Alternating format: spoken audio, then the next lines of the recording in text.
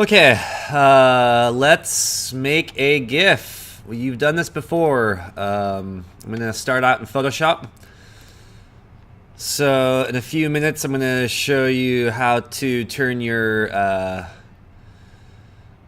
kind of A animation into an A plus animation. Photoshop. Go to the File menu. Import video frames to layers. I'm going to choose my period. Let's see, desktop, period 1, this Kelly movie. Okay. Click open. You should basically keep this all the same, all the default options. Click OK, because you want all the frames. Especially there's a box that said frame animation. Definitely want to keep that checked. I'm going to play this movie. And right now I'm in the crop mode, so my play button is actually kind of grayed out. So I'm going to go to like the move tool, down here in my timeline window, click play. And you'll notice that this is actually kind of, first of all, it's an awesome animation. Second of all, it's lagging big time. So you can't really judge the speed. Just kind of trust the speed that it's giving you here. And then later, if you don't like the speed, you could change it. But you really have to make the GIF first to judge the speed of it and see how it plays in a browser rather than how it's playing in Photoshop. That's the first thing.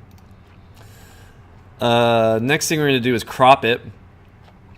And man, my screen is really small. Let's see here. Oh, there we go. The secret to cropping this is to make sure that you choose a frame, because we're going to use the crop tool here to crop this, but you want to choose a frame. Notice like some of Kelly's frames here are really small, like there's not much drawing on it, and then others are very large. So we want to find like the frame that has the most well, I actually don't, I see Matt. Okay, yeah.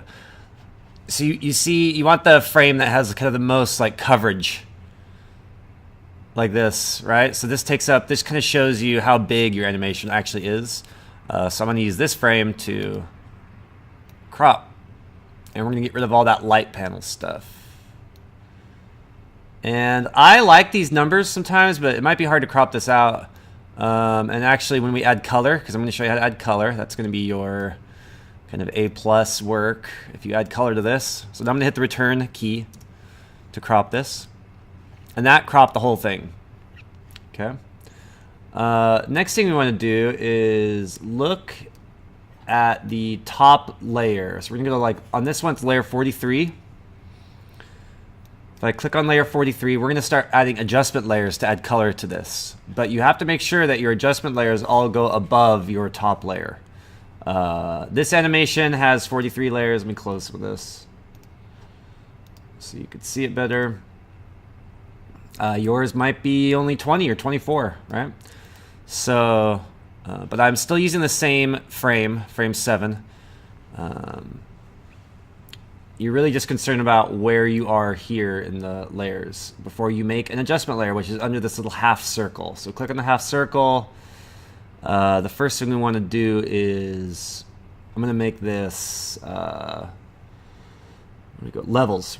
So the first step is to make this as contrasty as you can. So we want the whites to be really white and the blacks to be really black.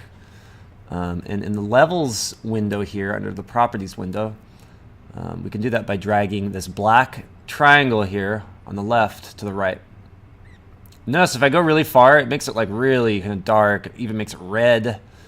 But just drag this like to the right, I don't know, to like 50 or so. Everybody's going to be different, but you really just want to make sure that you have like, notice if when I drag my white here, the white triangle, you probably don't need to drag the middle one. It's going to be mostly dragging the outside triangles in. So if you go like way too far, it'll disappear, right? Looks pretty good. Like, that's pretty white right here. And that's awesome because now that I have it really contrasty, we could start doing some fun stuff like flipping the colors, doing an inversion. So I'm going to click on invert here under the adjustment layer button. Now I have like a black and white line animation. That's kind of cool. What if I wanted to change all my blacks to reds, Mr. Zebarth? Let's look under. So now I've got like levels on the bottom, right? So we made it really contrasty. We flipped the colors here. Now I'm going to add a selective color layer on top. So what that does is we're going to tell the selective color property to look for any blacks. So under colors, we're going to choose where it says reds, I'm going to choose blacks. And I am going to click on the relative button here. And now we can like drag these. So if I remove magenta, it'll turn green. If I remove yellow, it'll turn blue. And if I like increase cyan, I think you just have to go backwards. Like if you go to the right, it doesn't do anything because we're dealing with like the lack of color. But yeah, there we go. So this little Sharpie animation that we drew in on paper is now this like fun kind of purple thing. Yeah, love it.